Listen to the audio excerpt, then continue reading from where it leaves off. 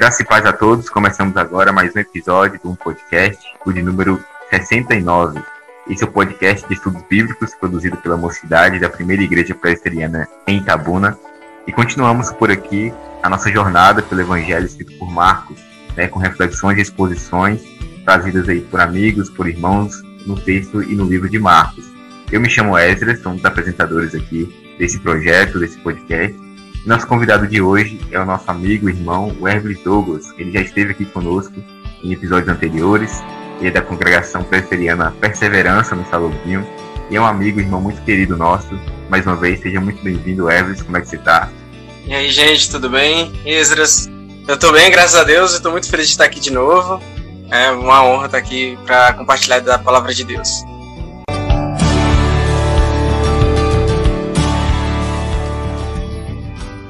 O texto do nosso episódio de hoje se encontra no Evangelho de Marcos, no capítulo 12. Nós vamos ler do versículo 28 ao 34. Diz assim a palavra de Deus.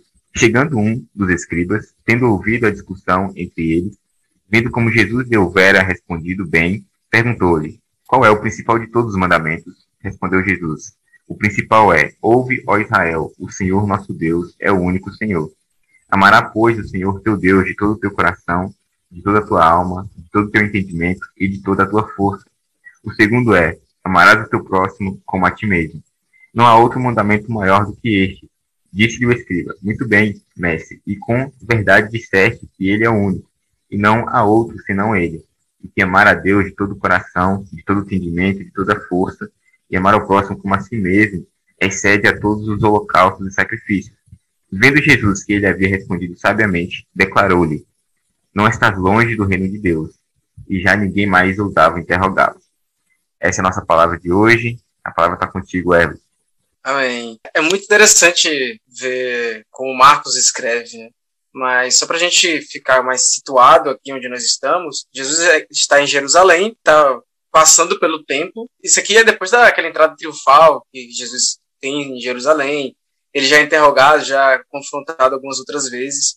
Mas nessa situação em específica que a gente acabou de ler, Jesus ele é interrogado, né, ali logo no início, quando ele está passando pelo templo, e ele vai citar ali uma parábola dos lavradores, e depois ele é interrogado quanto a César, né, aos impostos de César, e depois os saduceus perguntam também a Jesus sobre a questão da ressurreição. Então, nós temos um contexto em que as pessoas estão interrogando Jesus de todo lado, e mestres ali da lei, tem escribas, tem todas as seitas ali dos judeus, e um desses escribas, ele ouve Jesus falar com os saduceus, e Jesus fala de um jeito tão bem feito, né, um jeito tão bonito, com tanta propriedade, porque Jesus, em todos os momentos aqui que ele é interrogado, ele sempre responde com uma base bíblica muito boa, né, com uma base sobre a história, sobre as escrituras, é um domínio muito grande que ele tem. Então, isso chama a atenção desse mestre da lei, que é o escriba. A gente vai ver depois, né, no decorrer do que a gente está lendo, que o escriba, ele não está ali para ofender ou jogar Jesus na parede ou tentar encurralar, como todos os outros fez. Isso é muito interessante. Eu acho que é um dos primeiros registros, eu não lembro, né, se tem outro registro de um escriba sendo legal com Jesus. Sempre tem alguém ali para deixar Jesus na parede, interrogando ele, tentando desmoralizar ou até matar Jesus, né, pegar ele em alguma heresia. Mas esse escriba não faz isso. Isso é muito interessante, é uma coisa muito interessante mesmo. Vamos para o texto que a gente leu, no versículo 28. Eu estou lendo na versão da NVT. Eu achei uma versão interessante para a gente discutir alguns pontos aqui. Diz assim, um dos mestres da lei estava ali ouvindo a discussão. Ao perceber que Jesus tinha respondido bem, perguntou, de todos os mandamentos, qual é o mais importante? Nesse primeiro versículo, né, que a gente está trabalhando, eu já falei, né, sobre essa parte que o escriba ele se interessa de como Jesus está falando, de como Jesus tem um domínio, e ele faz uma pergunta sobre o principal mandamento, qual a coisa mais importante. E aí ele estava englobando tudo, né? A parte das leis morais, as cerimoniais, os calendários, tudo aquilo que é o pacote de regras e leis que existe. Jesus respondeu, o mandamento mais importante é esse. Ouça, ó Israel, o Senhor, nosso Deus, é o único Senhor. parando já aqui, a gente tem coisas muito interessantes para falar, né? E Jesus respondeu, né, que o mandamento mais importante é esse, que ouça, ó Israel, o Senhor nosso Deus é o único Senhor. E ele não teve muito tempo para pensar. Então, a gente vê alguns versículos anteriores, os principais sacerdotes interrogando a Jesus, quando Jesus faz uma réplica, e a tréplica dos principais sacerdotes é muito demorada, porque eles estavam ali conversando entre eles para o que eles poderiam responder que não ficasse mal. Né? E isso, agora nós vemos Jesus respondendo de uma forma rápida, tendo total confiança no que ele está falando, tendo domínio do que ele está dizendo, né? Então ele tinha o domínio das escrituras de fato, ele falava muito bem, ele explicava muito bem, ele vivia realmente o que ele lia e cria. E ele diz que Deus é o único Senhor, que ouve, ó Israel, o Senhor, nosso Deus, é o único Senhor. E ele diz que o primeiro da nossa fé, de fato, é crer em Deus, é ter a nossa fé, confessa a nosso Deus. Que depois disso é que vem o obedecer, depois disso é que vem amar, crer, seguir, né, os dogmas, as nossas doutrinas. Primeiro de tudo, vem em crer, em confessar que Deus é o único Senhor. E é interessante a gente notar que, e assim como outras vezes também, é um questionamento sobre as escrituras, né? E a gente percebe tanto esse domínio de Cristo aí pelas escrituras, né, esse conhecimento, como também uma validação, né, do próprio Cristo aí, do próprio Deus encarnado, também das escrituras passadas, né, do Antigo Testamento. E Jesus está citando aí especificamente o Shema, né? São palavras aí das escrituras do Antigo Testamento. Está lá em Deuteronômio capítulo 6, versículo 4, né, conhecido como Shema do hebraico aí, ouvir, né, como se fosse uma confissão dos judeus, né, uma confissão judaica, justamente dessa fé no único Deus, né, uma fé monoteísta e tudo mais. Então, Jesus está dando validação àquilo, fazendo referência àquilo, como também tendo domínio e autoridade para falar sobre isso, né? Perfeito. Não, exatamente isso. E no verso 30, agora no versículo 30, diz assim: ame o Senhor, seu Deus, de todo o seu coração, de toda a sua alma, de toda a sua mente e de todas as suas forças. Essa parte é bem interessante, porque a gente deve amar a Deus. Então, primeiro de tudo, que ele faz uma referência, né, lá, claro, aos mandamentos, e uma boa parte dos mandamentos se resume nisso, em amar a Deus. No fim das contas, né, nós não devemos criar ídolos, nós não devemos guardar o sábado, o sabá, né? Então, toda aquela parte que, de fato, não está falando do próximo, do nosso irmão, está falando de Deus. E quando a gente fala de Deus, para a gente seguir, para a gente obedecer esses mandamentos, nós devemos amar. A gente pode resumir isso tudo em amar a Deus. Porque se nós amamos a Deus, nós obedeceremos a Ele. E aqui Deus deve ser entendido como o único Deus, né? Um Deus que é 3 em 1. Nós cremos em um Deus trino. E às vezes a gente esquece muito disso, né? A gente se passa muito que existe um Deus trino. O Espírito Santo é Deus. Jesus é Deus, né? Então a gente se passa muito nisso. E quando a gente fala amar a Deus, no entendimento daqui, principalmente desse versículo, Deus aqui quer dizer o Deus por completo, o Deus inteiro. Então, amar a Deus de todo o seu coração, de toda a sua alma, de todo o entendimento, quer dizer amar ao Cristo com todo o seu coração, com toda a tua alma, com todo o teu entendimento. Amar ao Espírito Santo também, com todo o teu coração, com toda a tua alma, com todo o teu entendimento. Essa parte de amar, né, com tudo que a gente tem, está dizendo para a gente amar também com todos os poderes das nossas faculdades da nossa alma, com tudo que a gente pode amar. E aqui entra o julgamento e a nossa vontade. Então, ou seja, com a parte mais racional do nosso ser e a parte da nossa vontade, os nossos desejos também devem amar a Deus. Como se fosse a expressão do nosso ser, de fato, amando a Deus de forma mais genuína possível. É essa forma completa de amar a Deus que a gente enxerga aqui nesse versículo. E aqui no versículo 31, né, continuando, diz assim: o segundo é igualmente importante. Ame o seu próximo como a si mesmo. Nenhum outro mandamento é maior que esse. Nessa parte que nós devemos amar o próximo como a nós mesmos, a gente deve amar e não amar só os nossos conhecidos. É aquilo que a gente sempre ouve, né?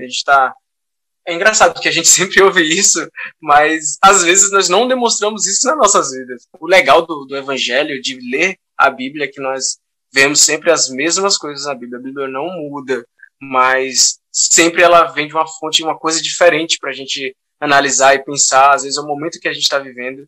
E não tem como nós amarmos a Deus sem amar os nossos irmãos.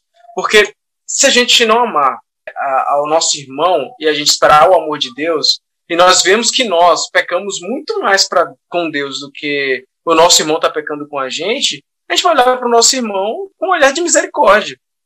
Não tem como eu olhar para um irmão que fez alguma ofensa, sei lá, ele não me pagou o dinheiro que eu emprestei para ele.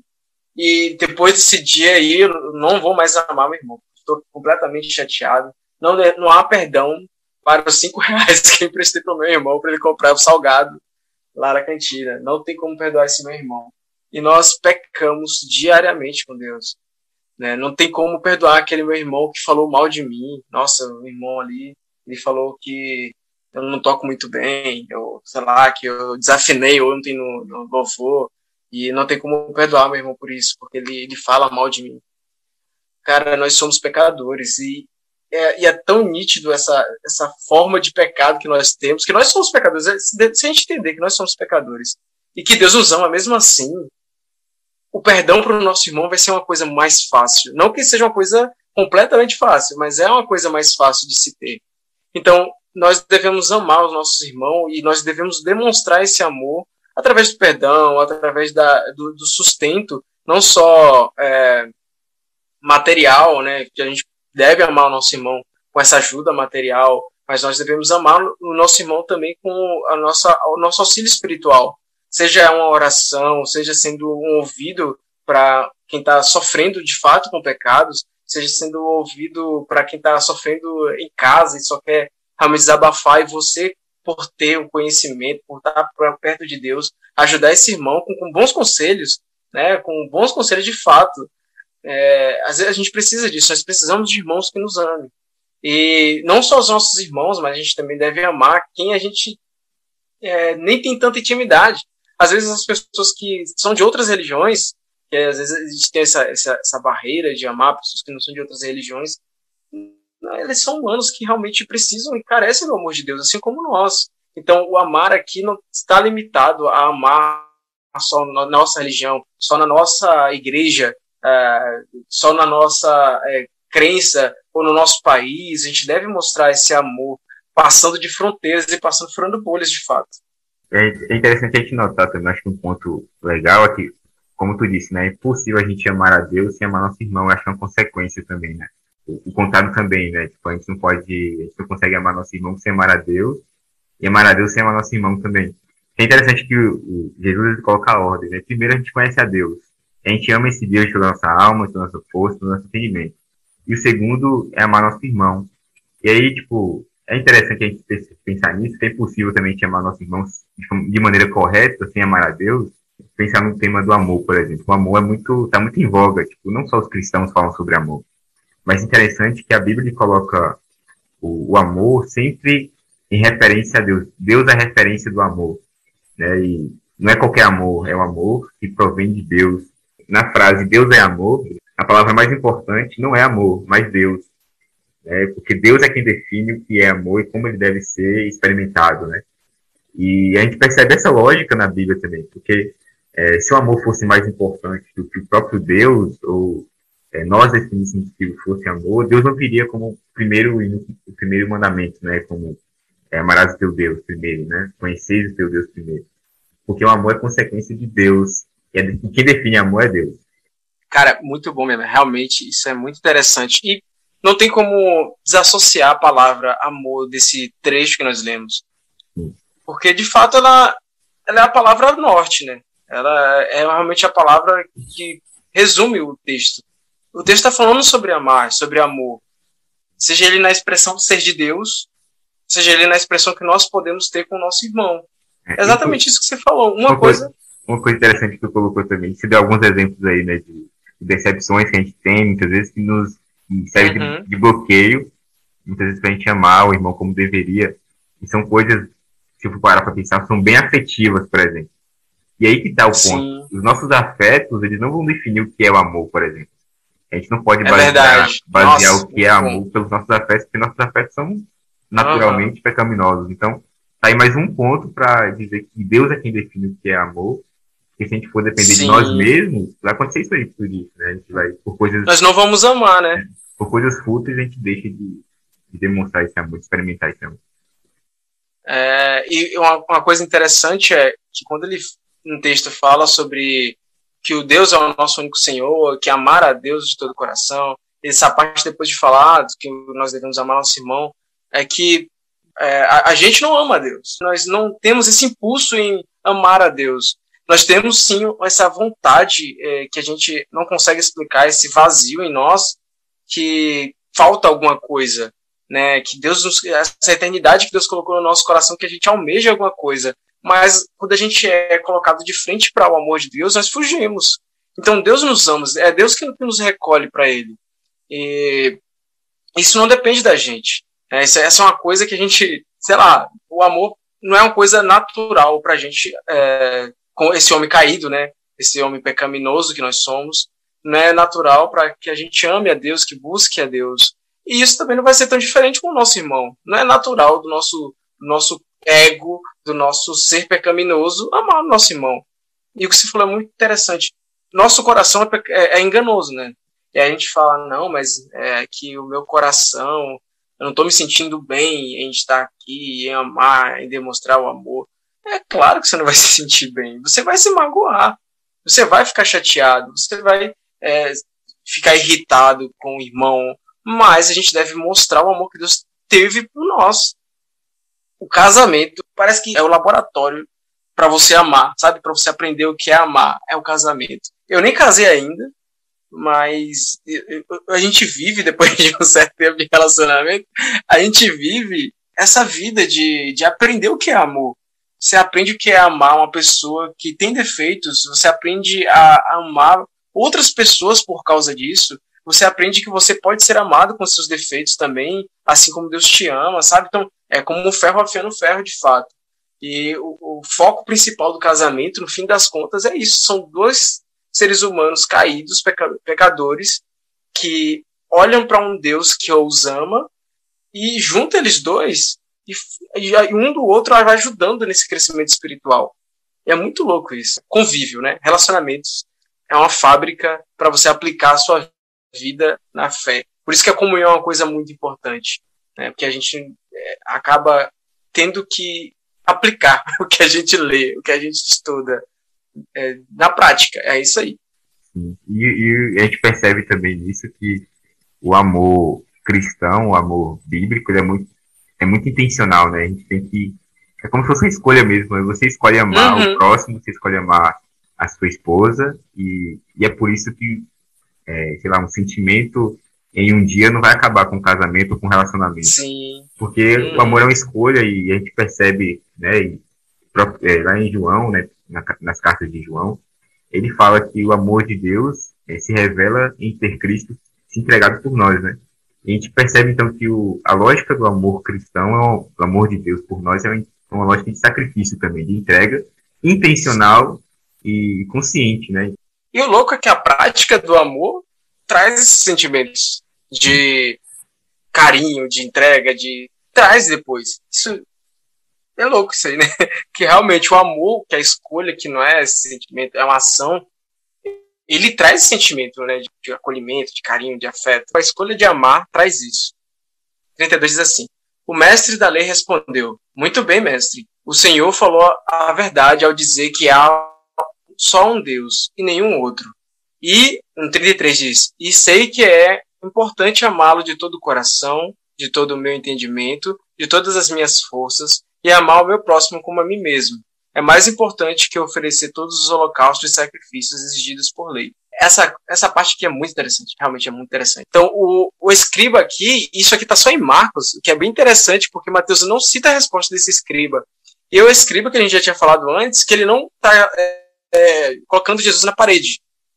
Ele elogia a Jesus, né? Ele elogia a maestria e o domínio que Jesus tem das Escrituras, e ele acaba corroborando com o que Jesus está falando. Então é uma coisa muito atípica, porque os escribas, eles não tinham costume, né? A gente acompanha isso nos evangelhos, eles não tinham costume de estar ali ajudando a Jesus ou falando bem de Jesus, muito pelo contrário. A maior parte dos escribas, dos principais sacerdotes, dos saduceus e todas as outras seitas, como fariseus e demais, não estavam ali para colocar Jesus para cima. Eles estavam ali para encontrar alguma falha no discurso de Jesus. E as perguntas que eles faziam era para fazer alguma forma de assassinar, né, com um tipo de heresia, pegar ele no perdido. Mas a pergunta e a resposta final aqui desse escriba foi para como se estivesse admirando realmente o que Jesus estava falando. Ele corrobora com o que Jesus está falando. Já que ele é um escriba, ele é um mestre das leis, ele está com domínio daquilo que ele está falando, ele vive daquilo, e ele acaba corroborando com o que Jesus está falando. Ele fala, de fato, existe um só Deus. Então ele está confirmando esse Deus único. E isso tem muita força, porque eles estavam no meio do templo, que tinha várias pessoas, e ele estava falando aquilo ali, corroborando com o que Jesus estava falando. No versículo 33, ele continua, e eu sei que é importante amá-lo de todo o coração, de todo o meu entendimento e de todas as minhas forças, e amar meu próximo como a mim mesmo. É mais importante que oferecer todos os holocaustos e sacrifícios exigidos pela lei. A gente vê que ele acaba corroborando tudo que Jesus estava falando, o resumo dos mandamentos, né? Quando ele fala aqui de amar com todo o seu coração, que é amar com um coração sincero, com amor e afeição por Deus, com todo o entendimento, né? Com toda a sua mente, com toda a sua capacidade mental, com toda a sua alma, com todos os poderes da faculdade da alma que ele tem, né? Tudo que ele pode, com toda a força que ele tem também, com fervor na alma dele, com aquela força, a veemência que a gente tem, né? E também amar o próximo como a si mesmo. Ele está falando que são os dois grandes mandamentos da lei. Você pode resumir toda a lei assim. Então ele vai estar ali corroborando, né, falando que o que Jesus está falando é real, é de fato aquilo ali. E ele ainda acrescenta com o conhecimento que ele tem, que é mais do que todos os holocaustos e sacrifícios. E aqui é uma coisa muito interessante, porque ele agrega uma coisa muito interessante. Porque melhor do que obedecer à lei, melhor do que fazer a cartilha, né, é amar a Deus e amar o próximo. Porque no fim das contas você vai acabar se aproximando muito dos mandamentos, da lei, da cartilha. A gente vê lá em Oséias 6,6, né, sobre isso, sobre você amar o desejo que Deus tem, né? Ele fala assim, de uma forma, com as minhas próprias palavras, né? Pois desejei misericórdia e não sacrifício. Então, o que Deus está desejando ali, e traz todo esse contexto de Oséias, é sobre a desobediência do povo, que eles estavam ali sacrificando coisas e fazendo todos os holocaustos, mas ele só queria o amor do povo. Mais do que os holocaustos, mais do que os sacrifícios, amar a Deus e obedecer a ele. Lá em 1 Samuel 15:22, né, a gente também vê essa situação onde Saul desobedece a Deus, e Samuel diz para ele, né, tem o Senhor tem mais prazer nos holocaustos e sacrifício do que obedecer. É melhor que a gente obedeça a Deus. Isso é muito interessante, porque no versículo seguinte ele vai dizer o seguinte, né, que é o que Jesus responde, e a gente vai finalizar com esse versículo.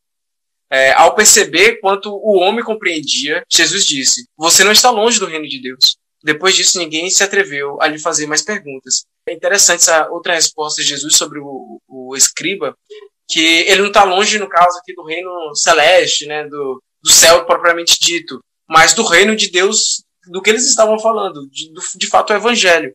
Porque a gente vê, assim como Saul, que ele queria fazer acontecer, e falar, não, vou fazer sacrifícios aqui para falar para Deus e tudo mais, ou do povo, né, que fazia isso, até os próprios sacerdotes, principais sacerdotes, os fariseus e os escribas daquela época, que tinha tudo certinho, fazia toda a cartilha certa, coisas até a mais que nem eles mesmos faziam, mas botava para o povo fazer, os ritos, as leis cerimoniais, as leis morais, as roupas que eles tinham, que trazia todo um significado. Mais do que isso, esses dois, a compreensão e seguir esses dois mandamentos levava muito mais próximo ao reino de Deus, muito mais perto de Deus do que todas essas coisas. Então, às vezes nós estamos vivendo toda uma cartilha, indo para a igreja, a gente está cantando, a gente está participando da UMP, está realmente fazendo tudo que a gente pode fazer.